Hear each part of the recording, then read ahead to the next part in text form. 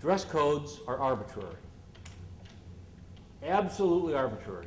And I can decide, as a faculty, we can decide that you can wear your bikinis to class or a black dress from neck to ankles with a hood. Or anything in between. Is that right? I mean, is there anything other than modesty, anything sacred about a dress code? No. Blue jeans, are they sinful? No. In school? No. As long as all of them are there. Right? And they're pulled up where they belong. There's nothing sinful about a dress code.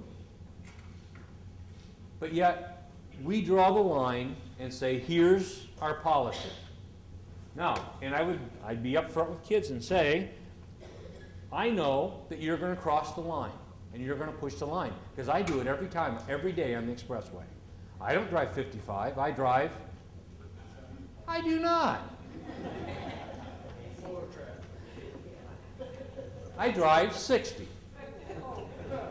Okay? Just over the line, but I drive over the line. I drive faster than the speed limit all the time. My job as an administrator is to make the rules far enough from the edge of the cliff that when you cross the line, that you're not in danger. That's my responsibility as an administrator. And I know that you're going to cross the line, and it's my responsibility to let you know when you've crossed that line. That's my responsibility. That's a parent's responsibility. Do kids want lines? Absolutely, because they want to know how far they can go past that line, right? They don't like it, this namby-pamby stuff where they don't know where the lines are. They're very, very uncomfortable without lines because they want to know how far they can push. Our policies need to be back far enough from the edge of the cliff to keep kids safe in all things, in spiritually, socially, everything else. And we need to make sure our policies fit within that mission for schools. And is that marketing? Because what happens, and the other thing is, when a kid breaks a rule, they usually break a rule one of two ways. There's kids being kids, right? They're just got rowdy in the dorm and they stuck their fists, they were wrestling around and put their fists through the wall or their foot through the wall, and they made a hole in the wall. They were just wrestling around. Then you have the kid that takes his chair and beats the wall out because he's angry and he lost control. Do you treat both of those kids the same way? What happens if do you discipline them both? Sure. Do you discipline them the same way? What happens if you do discipline them the same way? If you discipline the out-of-control anger person as if they were a kid being a kid and just slap them on the wrist, what happens? They'll do it again, only more, because there's no consequences. If I treat the kid being a kid as if he was a anger management issue and beat him over the head with the policy, what do? I make them angry and make them eligible for the angry management class that I just sent them to, So it's our job as administrators to balance those two, kids being kids and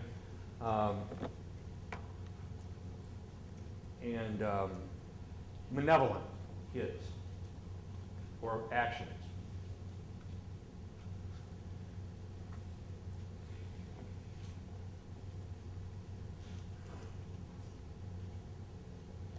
I think you have to market differently between, there's internal and external marketing, right?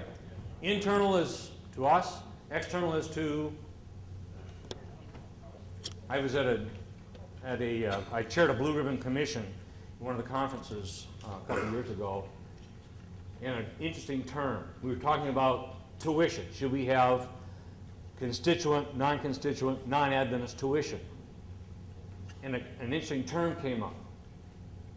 Constituent, non-constituent, and pre-Adventist.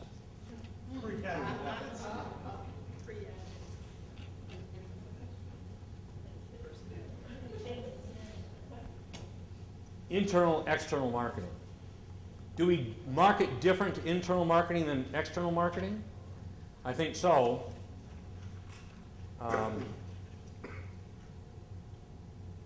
Adventists, we market spirituality, safety, and academics.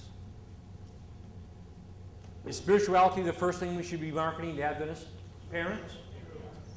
Isn't that what they should care about the most? Because are there other safe schools? Are there other high academic schools? Absolutely. I'm not one to bash public schools or other parochial schools.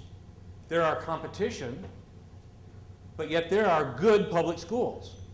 But we have something more to offer than that public school could ever offer that child. And so we need to go on what we can offer. If you're going to market then externally to the community, that mission appropriate thing, but we market usually academics first.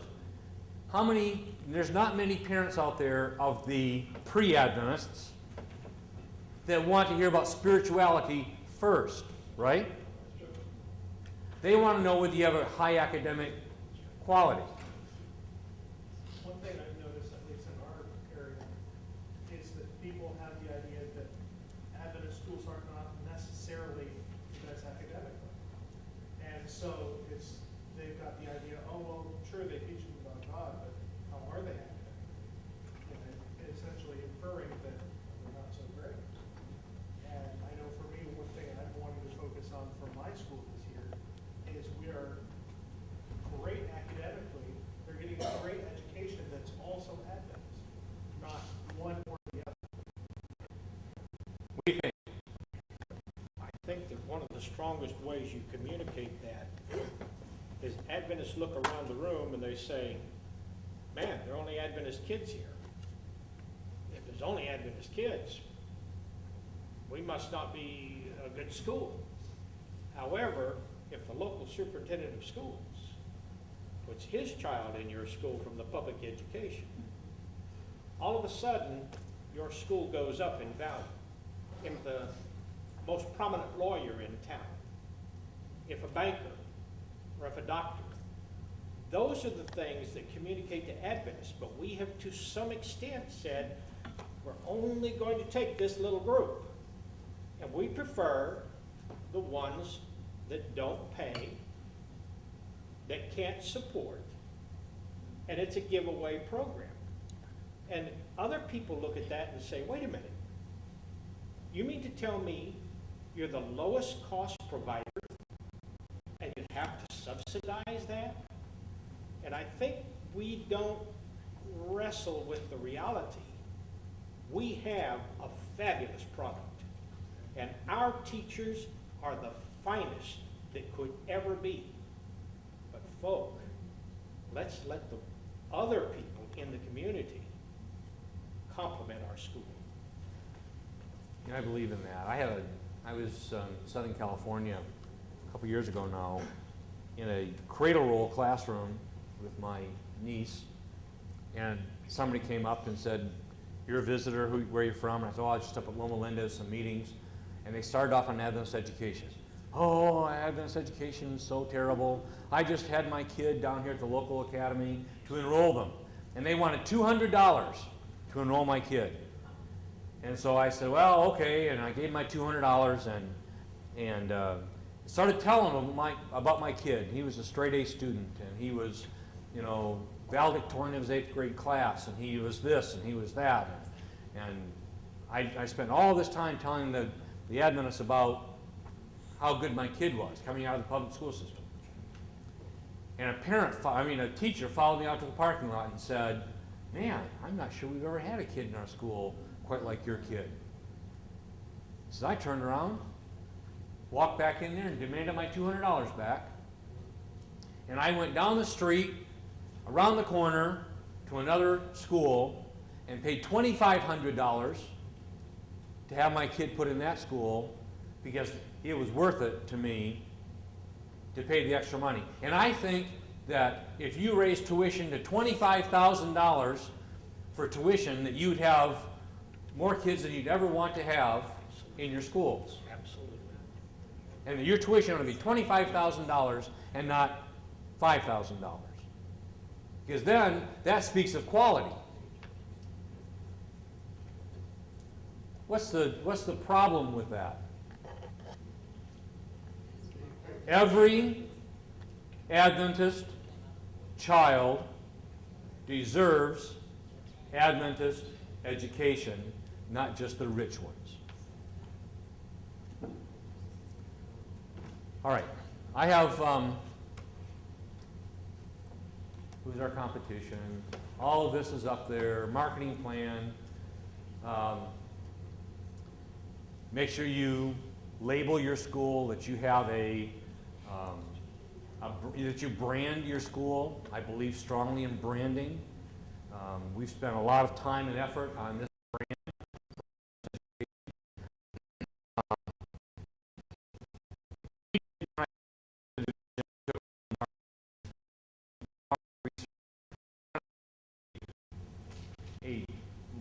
A research-based marketing program.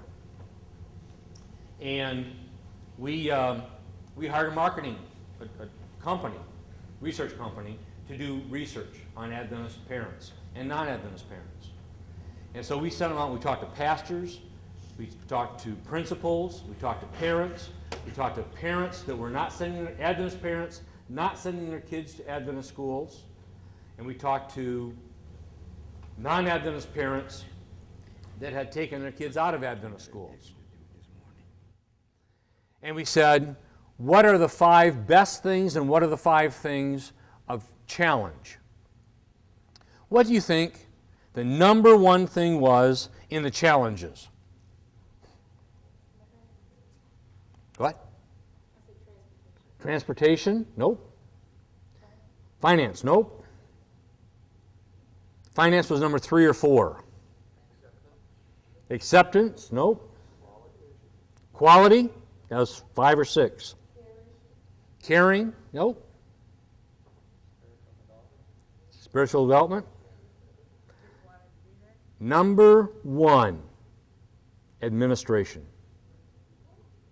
Leadership. Negative. Number 1 negative across all the spectrum. Pastors, principals said the same thing. Teachers, parents, students, non-Adventists, Adventists. Administration, leadership was the number 1 problem with Adventist education.